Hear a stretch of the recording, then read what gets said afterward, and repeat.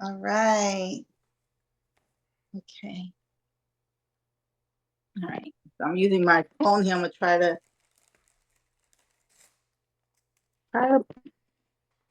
pull- bring it up this way so you guys can see me well.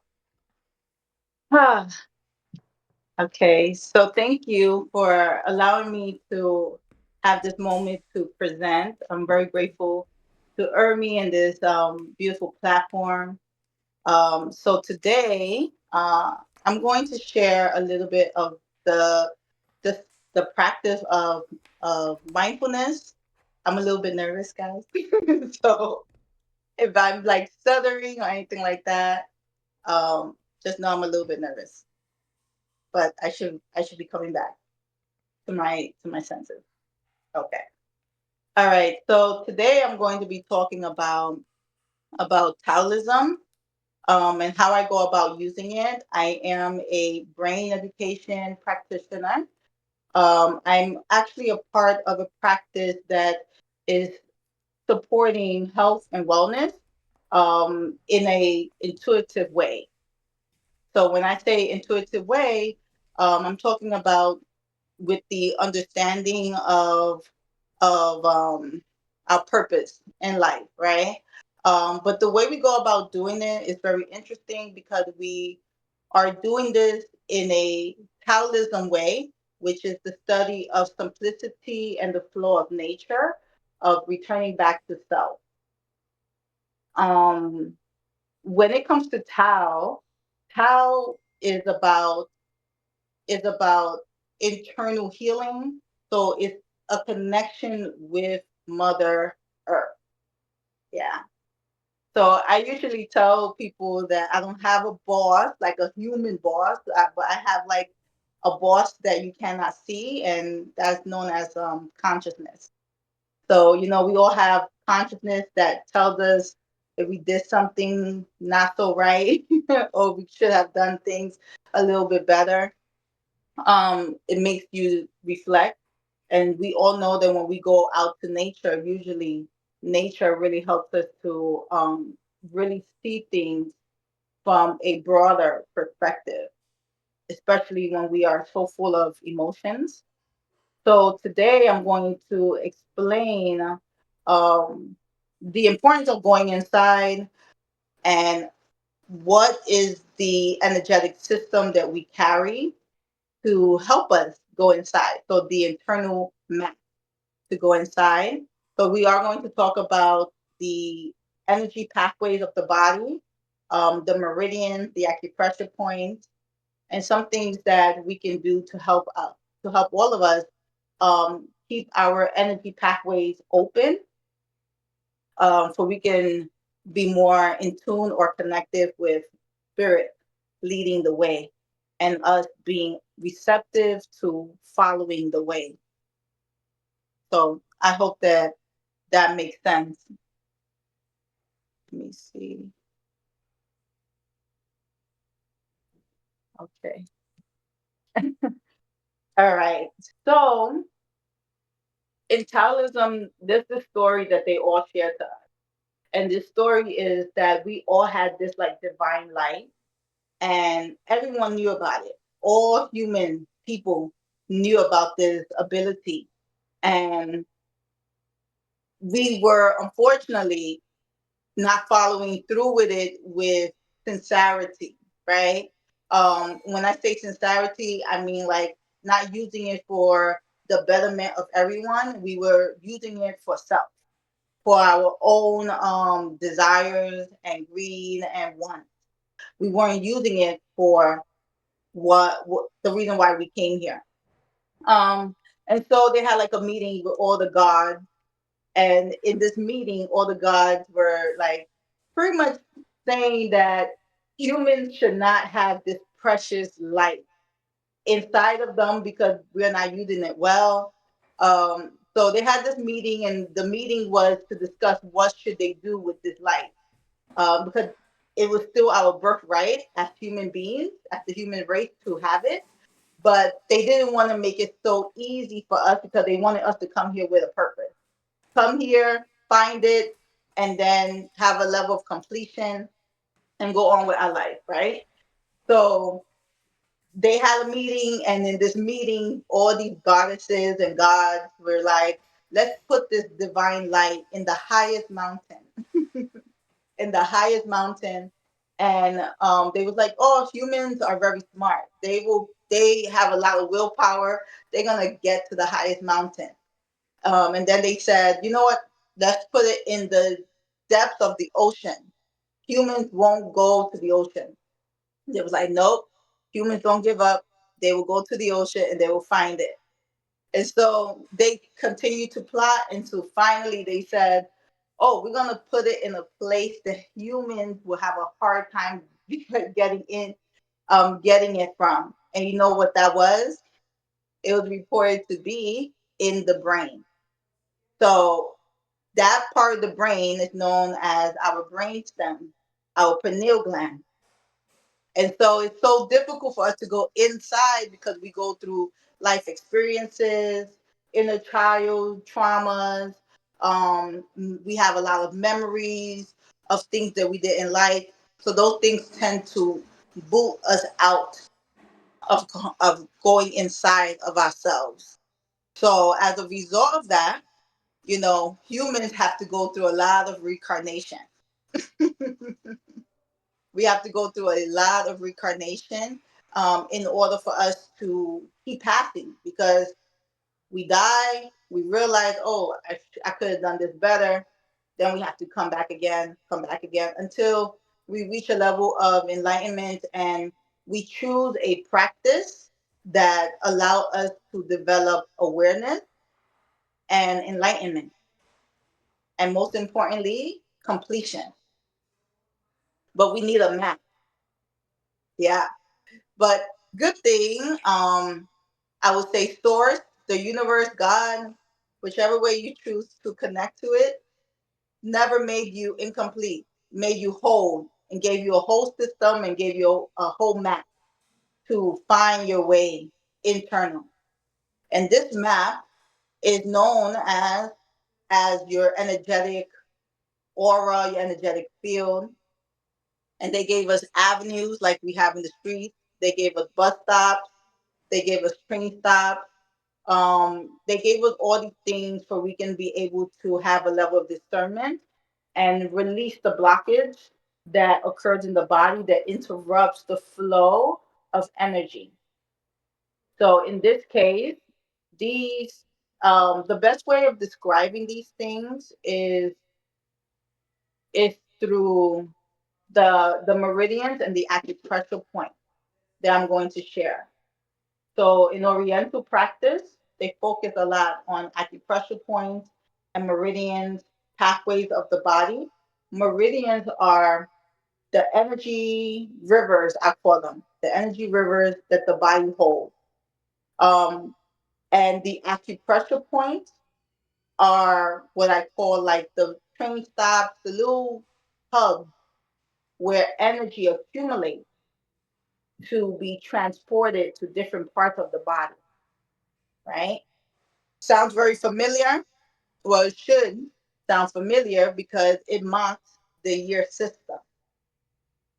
So we have 12 months of the year, and we have 12 meridian energy channels that flows from the very top of the head down to your feet. And all 12 of these meridian channels are connected to each and every organ in your body, your lymph nodes as well. So they always there to like transfer energy to one point to the other. That's why sometimes you may experience, oh, I have a pain over here. It went away, but now it feels like it's over here, right? Or you may say, my elbow was hurting, but how come you working on my elbow, but I could feel it in my knee? That is how energy is moving throughout your body. And then we have the 365 acupressure points, which are the dots of the body, and that should mark the days within the year. So we have 365 days of the year, 365 acupressure points in the body. So I'm gonna bring you my handy dandy model here so you guys can see. Okay. All right. So these lines that you see are known as the meridians in the body. If I go a little bit closer, you see the dots, and they all connected to the organ, right?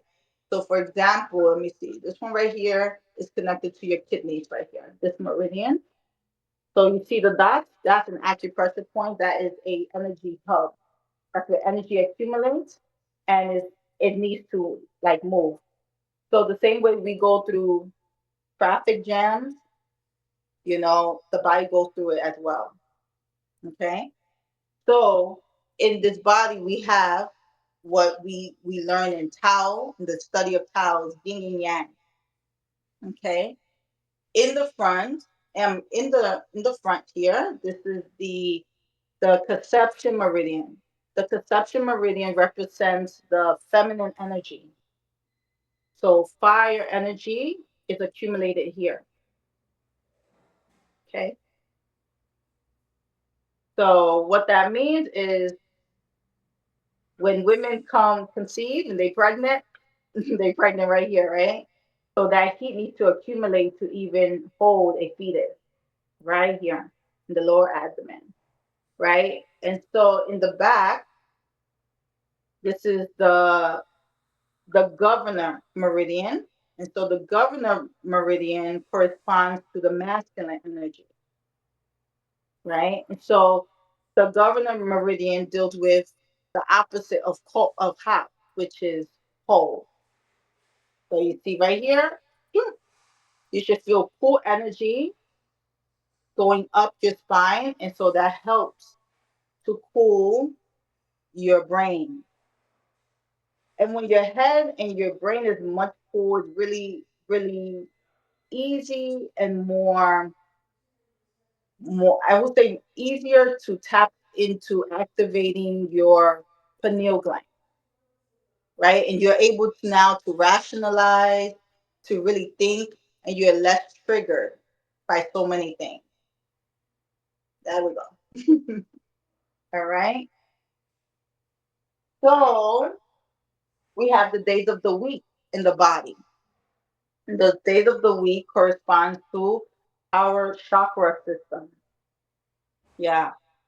So the days of the week in this case relate to our experience in life from inside the womb, not even outside. So from that young self, from the time you was already in your mom's fetus and your mom's uterus, you were already experiencing certain things. So your chakras were already getting an experience. Okay, so we didn't really come here with a clean slate. We came here with experiences. That's why there are some children that come out and they here for a short span of time and they end up leaving, right? Transitioning very young. So there's really many people try to feel, of course, we're going to feel empathy and sympathy because we don't want people to just go. But sometimes that's just a part of I would say, the spiritual assignment of the spirit that is held in that particular human in that stage. Okay. So in the chakra system, the first three chakra systems correspond to your experience that you had with security, with recognition, and with your ability to have like determination, right? And most of the time, these particular chakras always need to kind of purify with elimination, right? So fasting really helps. But most of the time, what we do, we suppress a lot. So as a result of suppressing, we have like stomach issues, right? We have reproductive issues. What else did we experience? We miss many things because our solar plexus, which is the third chakra, is really like very tense and very tight.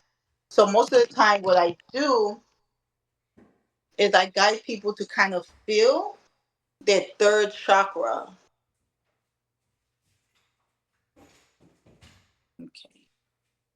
I guide people to feel their third chakra to kind of see how they've been doing or how they've been coping with their emotions. So let me see if I can show you guys here how to go about doing that. So that third chakra is right here in the diaphragm area between the stomach and the liver. Okay.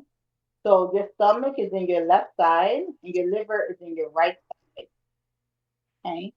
But if we bring our fingers towards the center and we push in, you may feel some tenderness there.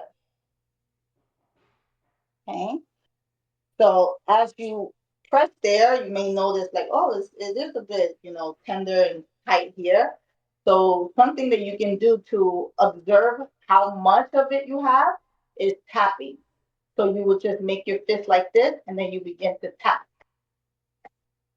Yeah. So as you tap that way, you can feel how much you've been holding. And usually, my friends, you've been holding generations, not only what you experience in this lifetime, but things that have been passed on, passed on, passed on. You feel it right here. Okay. So we have a maintenance system. I'm going to explain what that maintenance system is for that. We also have a way of assessing when we have too much tension up here in the chest. Usually, it's best to have a practitioner that can guide you to doing that. So I'm going to guide you right now, just using three of your fingers or one finger or two fingers. That's fine. You can grab your fingers like so, and then bring it to your chest area. See, so you can start from up here and then bring it down. Bring it down until you can find the center between the breast, right? And then breathe in first. And many times people are going to do this type of breath. It's not that type of breath. You want to do this.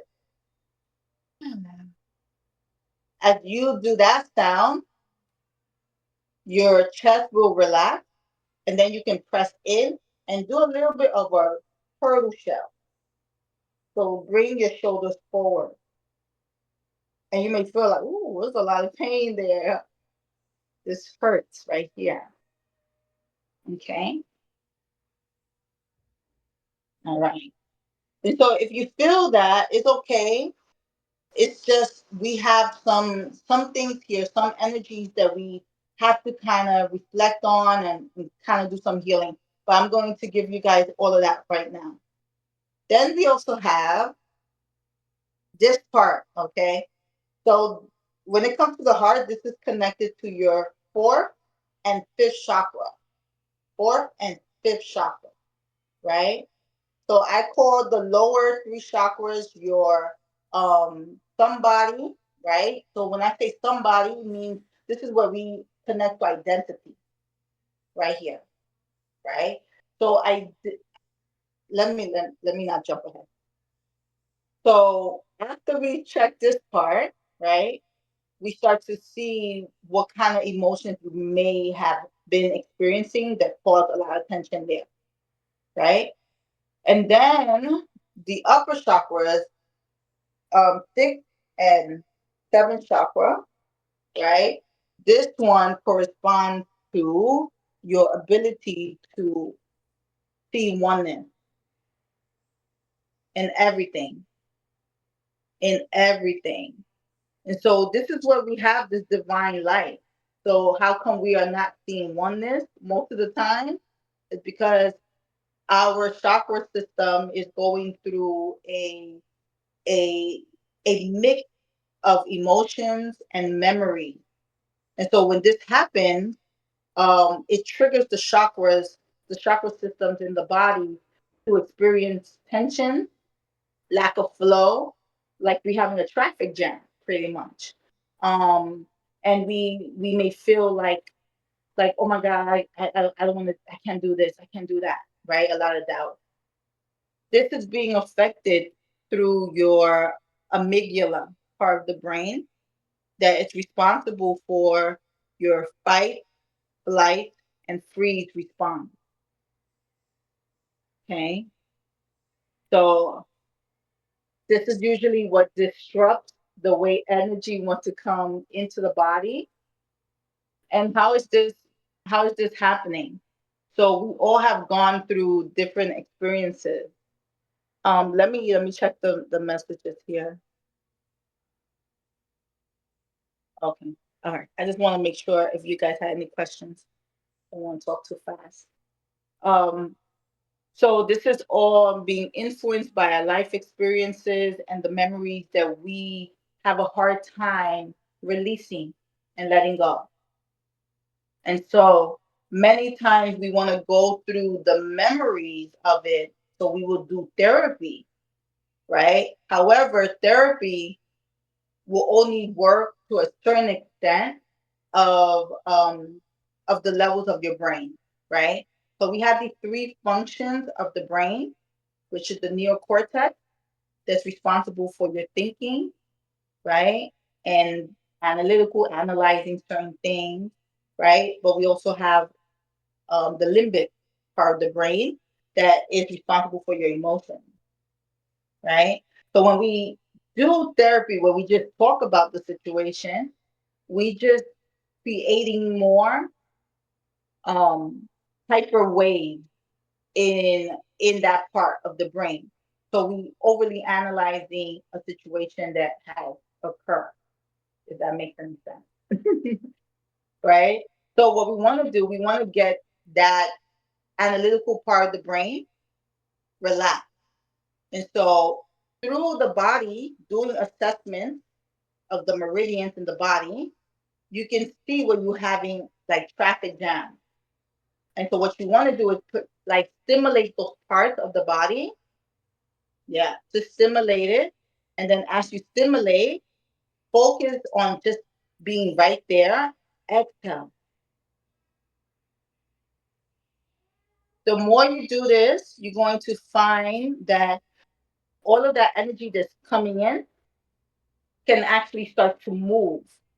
So it's not like you're not going to experience anger, sadness, fear, or joy, because even joy, as much as people would like to believe that joy is like this vibration that is only going to make you feel good, joy can also put too much of the excitement of joy, I would say too much of it, can create a lot of friction inside of your body. So you need a balance. You need a healthy balance. You just need to learn how to work with anger. You just need to learn how to work with the sadness.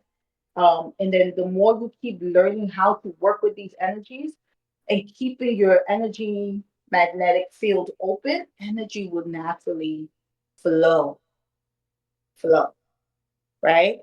So there are some healthy ways of assessing these acupressure points. And it doesn't require you to do too much. You may feel some discomfort, but that's the part of life that's important for you to embrace. So one of the philosophy tools that we teach in as a Taoism practitioner is life is suffering. So this is the reason why we have to do a lot of do-overs in life, because many people don't want to take that. When they take it, most of the time they take it from a place of like, yeah, life is suffering, yeah, yeah, but they say it's like a burden. Life is suffering, life is suffering. But in Taoism, we teach you that life is suffering for your completion. Life is suffering for you to awaken. Yeah, for you to awaken. And as you awaken, then the consciousness around you also will awaken. So it's taking full responsibility, right? So like recently I was working with a woman that she got real reared ended with a vehicle, and so her knee, she had to go through several knee um surgeries. And so I asked her to let me see her feet. She's very embarrassed of her feet because she doesn't, she's always been teased with by her feet. And I said, okay. So with that being said, I can tell already which of her chakra system is is is like either like very weak, right? So that chakra system was her first chakra, right? Also her second chakra as well.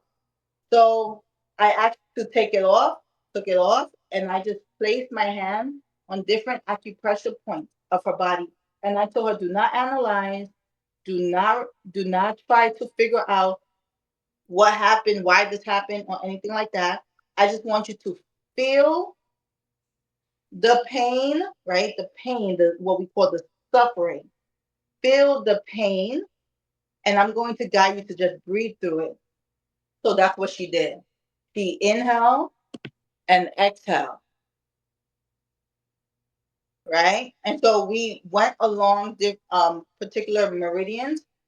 So we found out that the meridians that she felt the strongest were her liver, which holds the emotions of rage and anger and frustration, and also her stomach, which is anxiousness. Of course, being rear-ended, anyone will be startled off of that, and that will affect those two particular organs. So her awakening was, this is what I'm talking about, awakening. Her awakening was, my whole leg is damaged. Ah, right? So the moment she realized, oh, my whole leg is damaged, intuitively, she got guidance. And it was, she came to me and she said, should I take off my brace, like the thing that she had on her ankle? And I said, what do you feel? Right? And so she was like, I feel like I'm hearing that I need to take it off, right? So I told her, of course, if you have information in your brain um that you're broken or that something is never going to get fixed, then you're going to respond to that. So that's why she brought the brace. So I said, when you start your healing, right, you get that awakening, then you can correct it, right? So for example, if you place your hands in fire and your hands are numb, you won't be able to take your hand out of the fire, right? You're gonna leave it there. And then by the time you realize it, it's too late. Your hands are burned, right? So in her case, she realized that. I said, so how could you correct something if you have a brace? There's a clutch now that's telling you that you need help. You can't do this. So that was her awakening. And so now she's going to work on that. So she said when she's home, she's going to take it off and she's going to walk little by little. This is going to do what, guys? This is going to help her to practice what we teach in Taoism, mindfulness. Mindfulness. Now that she has her brace off, she knows the weakness that her ankle is experiencing. As she walks, she's going to be more mindful, right? And as a result of being more mindful, what happens? Energy flows to that particular part. So we have these 12 meridians. Energy will now start to circulate. So I told her as energy is going to circulate to those particular parts, you may feel discomfort. And if you feel discomfort, allow yourself to breathe in and to exhale out. And then she will have that experience. Am I talking too fast for everyone? Is everything okay? Okay. Okay, so the accident caused the awakening for a more deeper issue in her body versus okay, so let me explain that. Yeah, right? That's exactly how it is in this. It is like Doctor Strange in that film. Um, this is like for all of us because most people that come to me, I also came to the practice with that same awareness too. Like something is not right. Something. something, I'm not sleeping well, I don't feel right. I was very responsive. And I'm like a little puny little thing. So I couldn't be out in the street, being a big bully, real life pit bull, you know? So I found myself like, what are you looking at? Say something. Do it. I found myself like that. And I was like, wait, wait, wait. Something is not right. And I gotta make sure that I come here to complete my life and not to end it before before the time. Right. So I said my choice is to complete my life. That's it. So in this lady's understanding, she was able to see, you know, um, her awakening through the discomfort in her body, and then also connected to um, her childhood experience. So I like to always describe the chakra system as your childhood memory and experiences, because those are the things that always surface, right? So here I have an image of like the chakra system. Hopefully you guys can see it. Okay. So because we work very closely with the chakra systems are based in your spine, right? So your lower back, your tailbone it relates to the first chakra, right? Your reproductive system relates to your second chakra. Your third chakra is your stomach and liver. Okay, so that's where your immunity is. And then your fourth chakra corresponds to your emotions. And your fifth chakra corresponds to you being able to let go and let go and express certain things, let go and trust the process and just receive the intuitive guidance. Okay, so it your fifth chakra is also affected and influenced by your throat and your ears. And your sixth chakra, we know that is corresponding to your brain. In this case, in the physical, it will be your brainstem. Okay, your brainstem. And then the seventh chakra, right? The seventh chakra is above the head, but the organ that is responsible is your nostrils, right here. Hmm. So many people that they, especially during the summertime, they feel like, oh my God, I can't breathe. Or the springtime, so much pollen, so much pollen. um, yeah, that's the seventh chakra corresponds to this. So usually I will guide people to tap into these acupressure points, and I will use my thumb and I will bend, connect with the knuckle here or the bones right here, and I will just from this part of the nose and then press down.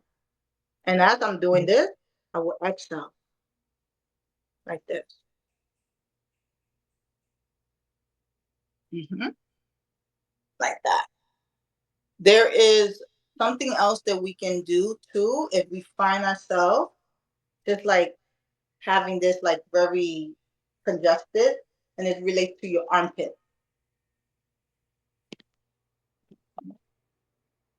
Okay. So right here in the armpits, this part, I tend to cross, make a fist, and like press down this way, press up this way, like this. But this, your armpit, not only is it supports the seventh chakra, but it also supports your heart. So two in one, right? So you press, tap. So you do this. You may even feel like some tension, but things will start to deflate. I will say, right? Sometimes if you have a partner, you can have the person just like grip you in the side, like with the arms like this, and like lift you up, and you relax your shoulders and let your shoulders like raise up, and then this helps you to release blockage here. Because once we have too much blockage here, energy does not flow. in the brain very easily for us. Okay. Let me see if we have any questions before I keep going. Okay. All right. Okay. Okay. All right. No questions. So I keep going. Right. So there's different ways to like really activating this particular part of your body. So that's one. Your fingers are really, really powerful. We have a ton of acupressure points around the navel, and those acupressure points, we think that they are not active, but they are very active, especially to help us get into the intestines. The intestines relate to the control aspect of our life. Okay, so I'm gonna share something. I'm gonna share with you guys in Taoism. We teach the 5 levels of happiness. Okay, and so I'm going to explain these 5 levels and where do they correspond in the map of divine consciousness and ego consciousness. Hmm. All right. So the first one corresponds to food, right? That's the first human desire, food. The second one is possession, having things, wanting things, needing things, right? Then we also have achievement, right? So the need to want to be successful, that's another desire that humans have. Then we have a fourth desire. The fourth desire roots to helping others, right? Don't we feel good when we help, and especially if someone receives it well, right? We tend to feel a sense of gratitude with that and appreciation. And then the last one relates to enlightenment. Everyone has the desire to want to know, want to seek, right? And this enlightenment is root to awakening, the awakening, like, wow, oh, I didn't know, wow, okay, right? So from these 5, the first 3 corresponds to your ego, right? As long as we're living, we're gonna have an ego, right? How are we eating, right? Sometimes we can be eating emotionally, or we can be eating, with a level of awareness or consciousness, right? Of like, okay, I want to eat this way to help this part of my body, to help these organs, right? Then we have possession. Remember, possession, wanting this. You need a shelter, right? You need a home. That's important, right? But it becomes controlling, or too much when we have an inner child that is overly active and felt like it didn't have this, it didn't have that. So now it becomes like, I need this, I need that, and we become hoarders. So we keep on holding on to things. And so in Taoism, in order for us to connect to the truth, we need to declutter. This helps us to really have discernment with spirit also, um, and be able to connect with what our needs are. We won't overeat, okay? And then with achievement, success is not a problem with success. Everyone should be thriving to to reach a certain goal in their life. Everyone, because we're here ultimately for completion, but it becomes it works against you when now that success is, I want to take that person down, I want to take that person down, oh, you better than me. Mm-mm-mm. No, in my practice sometimes we do have these competitiveness sometimes, but the way that we go about doing it is to help challenge us to grow, right? Not from a place of like, I want to see you fail, or you you're not good, right? Um, and so those 3 correspond to the ego, and so the ego is the wounded. Usually, the inner child is wounded. Remember the experience that we had, generational stuff, biologic things that have been passed on through our DNA. So this is the inner child energetically. Okay. And so the last two can also go out of balance as well, but they are divine consciousness. So we are naturally here, innately here to help others, serve others, take care of others, right? But at times it becomes overwhelming. But some people don't realize that they take care of others because it gives them a sense of feeling that they matter. So it's important for you to realize the role that you play. Like I had someone that said, "Oh, my family, they always depending on me. They always." I said, "Okay, so what about if you don't? if you don't do these things, how will you feel?" And they like, "That's just my nature. I'm supposed to do it." So I'm like, "Okay, like, what's going on?" So we need a healthy balance.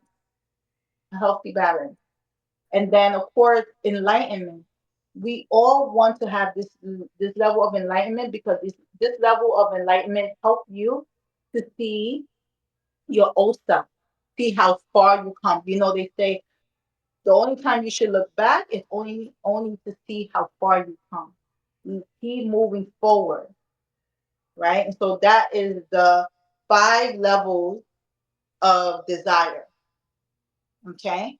So when these things are not properly met, they affect the flow of energy through our meridians and our acupressure points, right?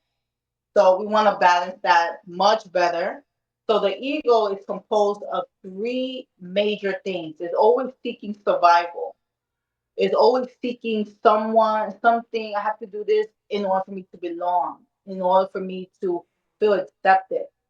And so those three things relate to, I wrote it down here just for me not to forget. Okay. Security, okay, recognition, and control. Those three. Security, recognition, and control. So those three things tend to also affect how we are working with our desires. And your desires are rooted to wanting to feel a sense of happiness. Okay. So I'm gonna see if anyone here. Okay. Okay. Are the belly pressure points still active after the? Oh yeah. Okay. So that's a good question because it is. It is. When you go through a C-section, they are not cutting exactly the navel part; it's below the navel. So I do wound care a lot because that's my family lineage.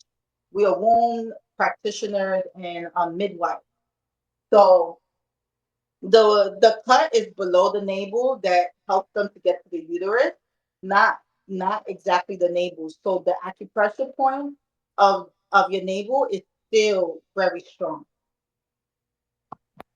Okay. So let me see if I bring you guys down here. I can show you. Not my actual navel. Okay.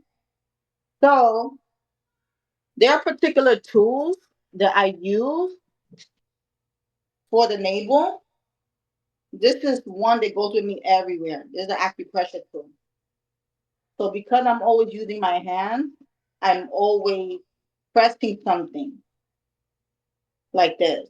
It just helps me to connect.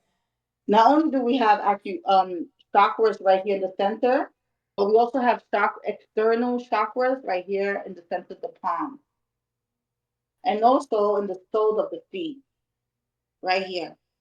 These chakra or acupressure points, they call it, helps you to receive energy up your to the back of your leg and go to your kidneys to support your kidney health.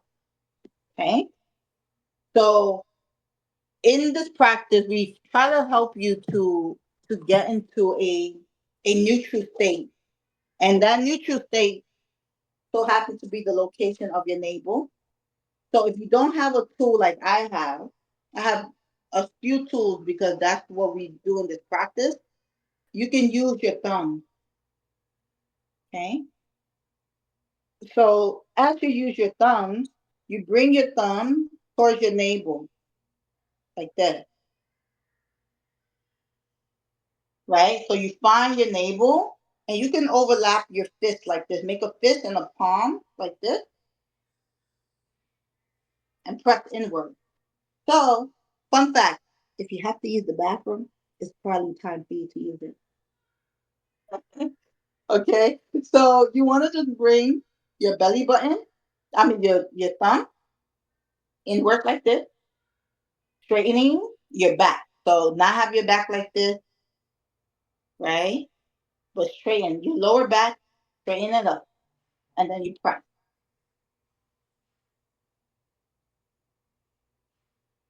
As you pressing, you can press as fast as you can or as slow as you need. But like you're massaging your intestines. You may feel some discomfort. I hope that you guys are trying it. So you can feel it more. So if you try it, you may start feeling like some tension in your intestines. You'll be like, oh, my intestines were very tight.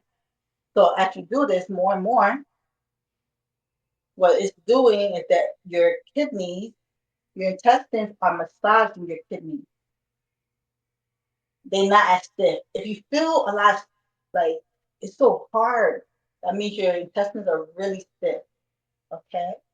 And so you may even find yourself having a hard time going to the bathroom.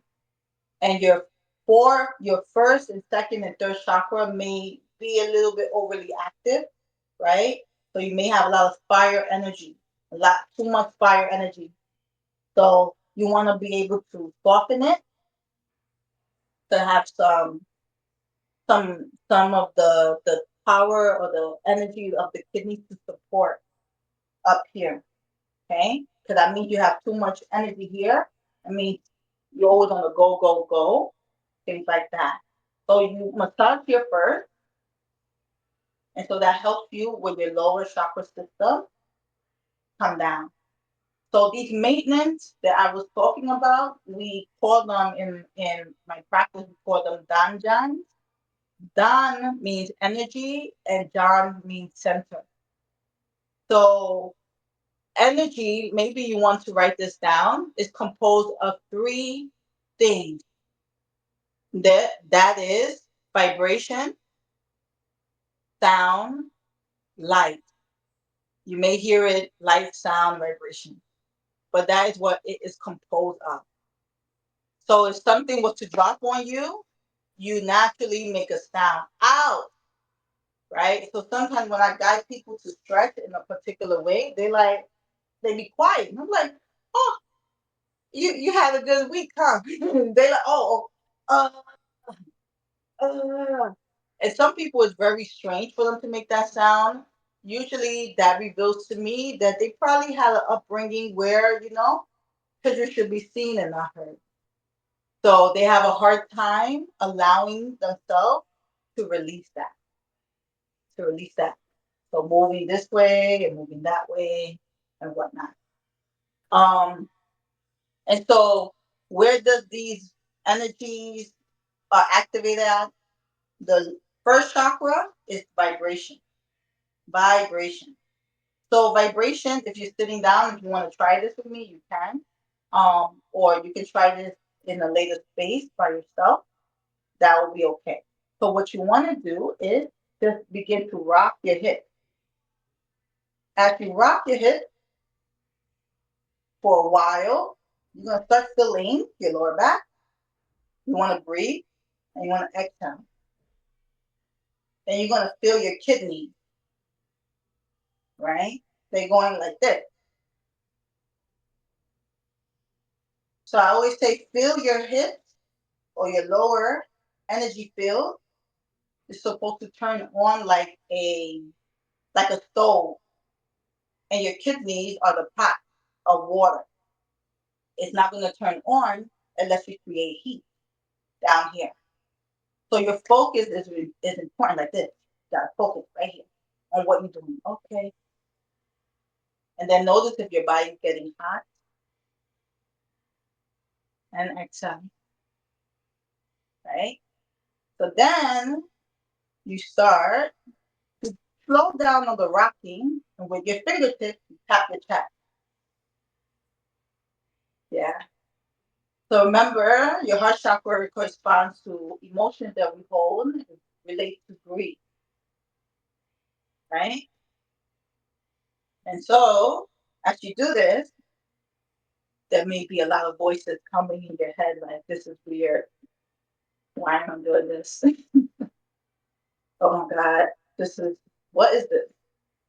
And so to silence those voices, this is where the sound comes in. Uh,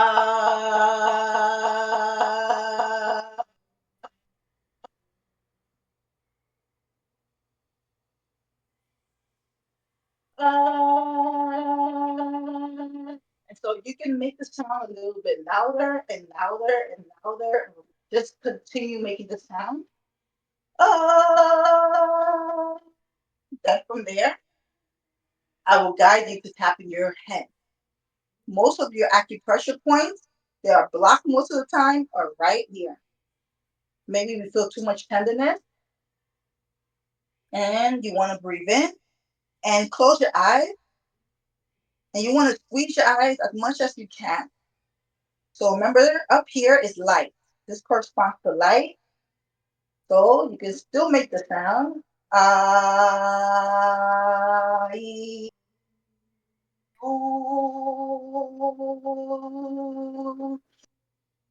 and you keep tapping, tapping, tapping the very top of your head, and then you slowly stop. You're gonna feel some tingling and some opening you may feel in your body. Then from here, you can bring your palms closer together. You may feel energy, a lot of energy between. You have opened your energy pathway. Okay? And then you just open your palm and your exhale. And you want to breathe very slowly. You want to exhale very slowly.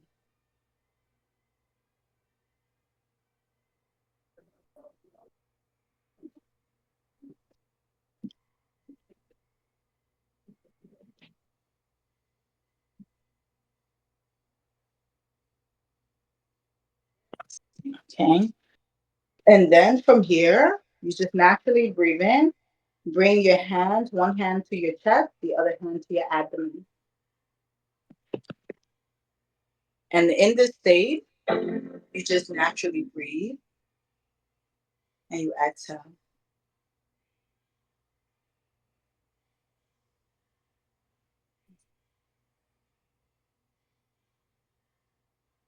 And then you gently sweep down. Ah, yeah. All right, guys. So thank you so much for having me. I'm going to take some questions, but before I take questions, I'm going to show you guys some very simple tools you can have at home to help you with these energy pathways in your body. One of my favorite tools, I work with Korean people, so this is what we wear. We have a ton of acupressure points on the soles of our feet. So I go to the Asian market that we have here, and I have acupressure slippers. These are very comfortable. I was playing with my mom when I got her these. She was like, "Move away from me, that stuff." But my mom would use this, but this one is a little bit more tougher. But you just walk with it for a good 5 minutes. No, I would say start off very slow. And then I also have in your shower, when taking a shower. Let me see if I'm up in time. Okay. Oh, okay. So I had to, let me just share this story real quick. I had the opportunity to connect with a religion community. It was a church, and it was over, I believe, it was over 100 uh I don't know how you call it, congregation. I don't know. But people in the church, right? And they reached out to me because the pastor during the pandemic said, um, "Where's your faith? Where's your faith?" Like, you guys got keep coming to church. We're gonna be protected by the blood and everything. And so they went, and people were dropping like flies. So yeah, people were like dying, and so they got on the pastor for it, and it just got very messy. And so there were new people taking over, and they was like, "Listen, we need to do something." And so happened I have some people that knew of what I do, and they was like, "Listen, I know that you may have your resistance, but she probably can help you guys." So I had the opportunity to train their um their church people. And it was over 100 people that partaked in it, and I was able to like do some like yoga and some tai chi. Did have to change the terminology a little bit. Instead of saying meditation, I said we are going to be still and know that you know and know, right? And so we did that. We did some vibrations and things like that to really help them, like really boost their immune system to help them with COVID. And so it was able to they loved it. They loved it a lot. And so I gave them tools for they could continue to do it, and then I gave them a platform that they can go and get more exercises. But they did it in their church. So I was like, okay, we getting in the church, huh? So guys, this is another. I don't know if you grew up with this, but I did. Putting this in the shower, and this has like little like stimulation. I don't know how you call these parts, but they pokey. So this is really good when you take in a shower to utilize this, something like this. So you can go online and try to find something that to take a shower for it not to be for you not to be slippery, like slippery on it. But try to see if it has something like this. I actually got this in the Asian market as well. All right. Another thing I want to recommend that when you are taking a shower, bring your back. Bring your back if you are taking a shower. Let the shower, because the shower, the way the water falls, it's actually hitting your acupressure point. That's really cool. So you stay there and put warm to pretty warm, hot water, I would say, and just let it tap, especially the neck, to help activate the cool energy in your back, right? So when you hit hot water against your body naturally produces cool energy too. That's how it balance. Everything's a balance. So you do that, and then when you turn your body to the front, because it corresponds to the feminine energy, you put cold energy. I know it doesn't have to be freezing, but a good temperature of it. Let it hit the center of your body and just, ooh, you could rub your body or you could tap it. I would do the tapping with the hot water in the back. I would do like the rubbing.